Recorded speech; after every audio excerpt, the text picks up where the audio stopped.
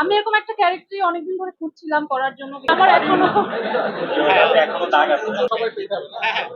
অবশ্যই ট্রেলার এবং গান নিয়ে যেহেতু মানুষের উত্তেজনা তুঙ্গে, ডেফিনেটলি আমরা আশাই করছি যে কন্টেন্ট রিলিজের পর সেটা আরো বেশি বাড়বে। বিকজ কন্টেন্ট আপনার যেহেতু সবাই দেখেছেন যে পুরো ব্যাপারটা যখন একটা মানুষ বসে পুরোটা একসাথে উপভোগ করবে, তখন সেটা একদম ষোলকলাপূর্ণ হয়। আমি এরকম একটা ক্যারেক্টারই অনেকদিন ধরে খুঁজছিলাম করার জন্য। বিকজ আমার কাছে মনে হয়েছে যে I am very experimental artist. আমি অনেক ধরনের ক্যারেক্টার করি সবসময়, বাট কমার্শিয়াল অ্যাসপেক্টে হয়তো আমাকে কেউ ওভাবে আগে অনেকভাবে আগে চিন্তা করেনি। So I am very grateful to him and বঙ্গ যে তারা এখানে সিনেমার কোনো নায়িকাকে নিতে পারতো, বাট আমার উপর সেই ট্রাস্টটা করে আমাকে দিয়ে নতুন ভাবে প্রেজেন্ট করানো। সো ডেফিনেটলি আমি আমার সর্বোচ্চটা দিয়েছি এবং অডিয়েন্স থেকে সম্পূর্ণ গ্রহণযোগ্যতা পেয়েছি। সো ডেফিনেটলি এটা আমার জন্য আমার কমার্শিয়াল ক্যারিয়ারে একটা অনেক বড় ভূমিকা পাবে। আমরা এই কাজটা অনেকদিন সময় দিয়ে তারপর করেছি এবং এই কাজটা করতে গিয়ে অনেক ধরনের বাধার মুখে পড়তে হয়েছিল আমাদের।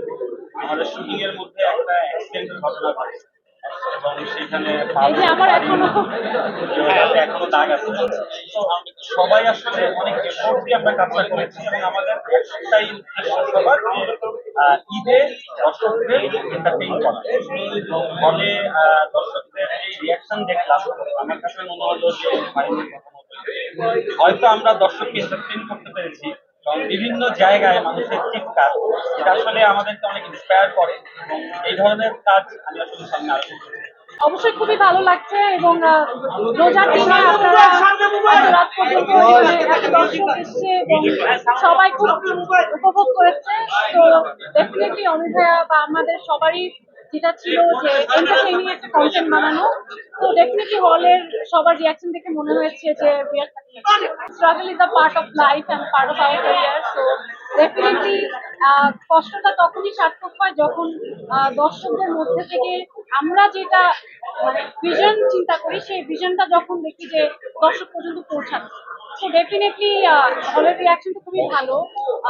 যখন রিলিজ পাবে আশা করছি সেম অথবা এর খুব ভালো রিয়াকশন পাবো সবার থেকে। সবাই খুব এনজয় করবে কন্টেন্টটা। ইতিমধ্যে আমাদের গান ট্রেলার সবকিছুই মানুষ খুব ভালোভাবে গ্রহণ করেছে।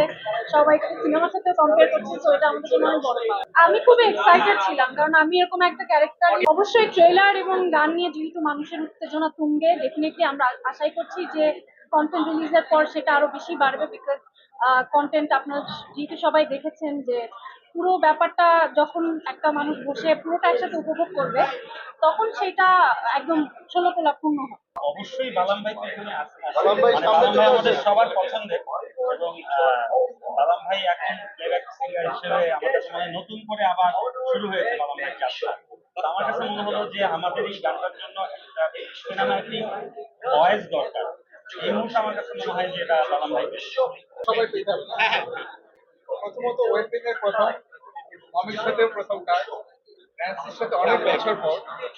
আর সবকিছু মিলিয়ে আমি আসলে বেশি তো গান করিনি, খুব হাতে বানা। আপনাদের পছন্দের প্রিয়তমা, তারপর থেকে হয়তো আরেকটু বেশি অ্যাকসেপ্টেন্স পেয়েছে। আর এটা আমি প্রথম মনে হয় আমার লাইফে কোনো প্রিমিয়ার দেখলাম আর কি। কারণ গান গাওয়া হয়, সম্ভব হয় না। এবং ফারিন এবং অপূর্বর মানে ওদের দেখে আমি ওকে বলতেছিলাম আর কি যে আমার কাছে মনে হচ্ছে একদম ফিল্মের একটা ফিল্ম, পুরা ফিল্মের একটা ফিল্ম মনে হচ্ছে ওই ফিল্মে চলে আসছে। অনেক ওয়েব ফিল্ম বা টেলিফিল্ম বা আমরা যা দেখি, এটা একদম আমার মনে হচ্ছিল যেটা ফিল্মের একটা ইমেজ দিচ্ছে। এবং আমি প্রথম দেখলাম যে পুরোটার মধ্যে হচ্ছে যেটা আমি অডিয়েন্স হিসাবে একটা গানের মানুষ কোনো জায়গায় কোনো মানে চিন্তা করার আগে ছবি শেষ, মানে এত স্পিড এবং এত এন্টারটেইনিং। আর বাকিরা যারা আছে এখানে তো সবাই এক একজন সুপারস্টার। এবং আমার ফারিদের সাথে আমার হয়তো এরকম সামনাসামনি দেখা হয়নি এই প্রথম।